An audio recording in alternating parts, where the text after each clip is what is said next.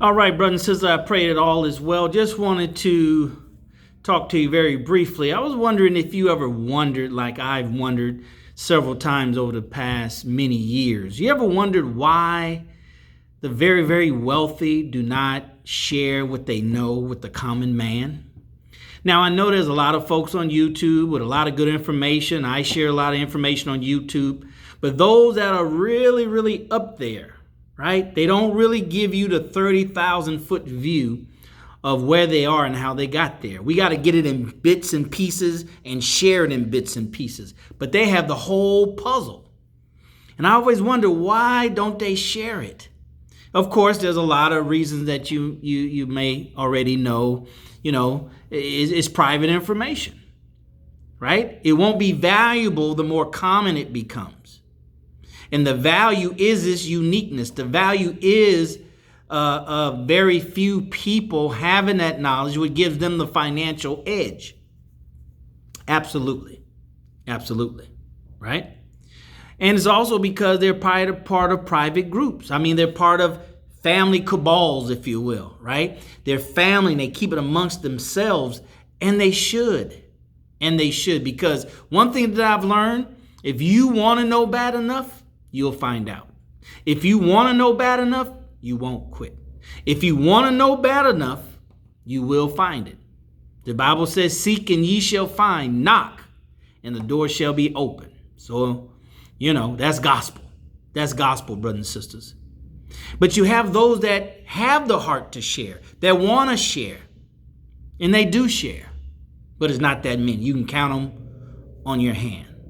Now, I believe, and my experience has been, right, that I share lots of time what I've learned, that I know that the wealthiest and the wealthiest are doing, and from what I've experienced. Because remember, I used to be a stockbroker for two major Wall Street firms.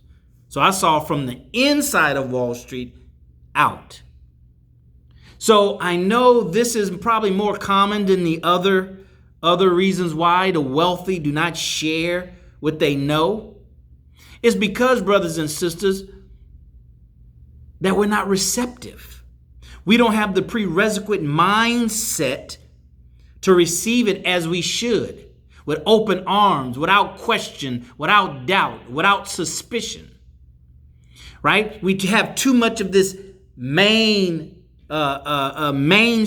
thinking, this mass thinking, this conveyor belt knowledge of money and how money is created and how you get money and how you keep money and how you multiply money, how the big boys do it.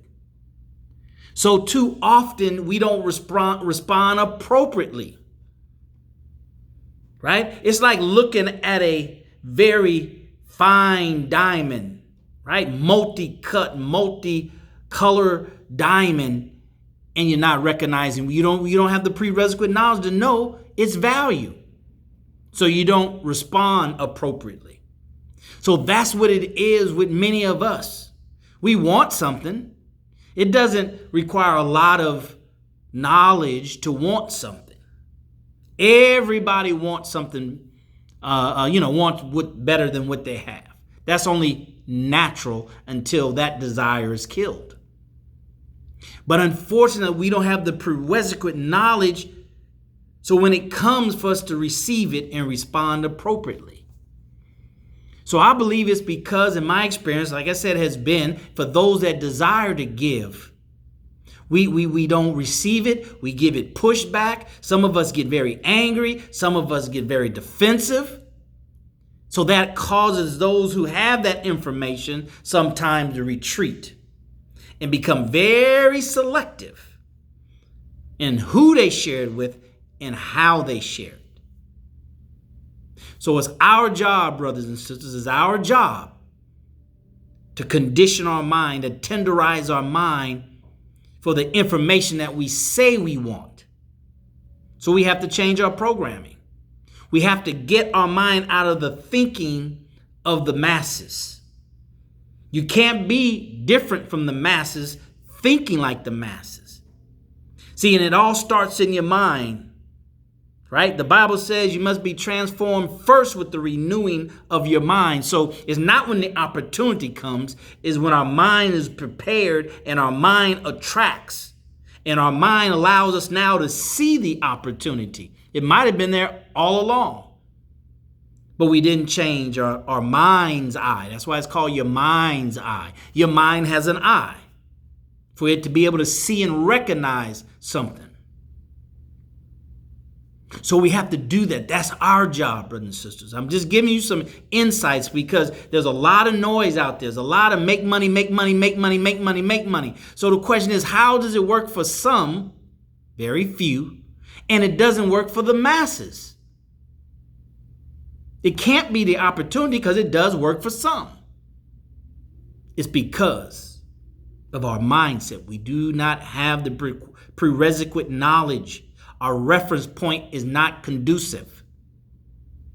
The soil, our mind is like the soil that seeds are dropped in. Knowledge of seeds of knowledge is dropped into our soil, our minds. And if it doesn't have the nutrients to grow that seed, to germinate that seed and grow that seed, it will not grow. It's not the seed that has the problem. It's the soil that's depleted of its nutrients for the seed to grow. All right, so get your mind right. Get your mind away from how the masses think about money and prepare to think the way that the others think about money. Those that's at the level that you want to achieve. All right, till next time, brothers and sisters, we'll see you at the top, not from the top, because you, your family, and most importantly, our Black community deserves your very best. All right.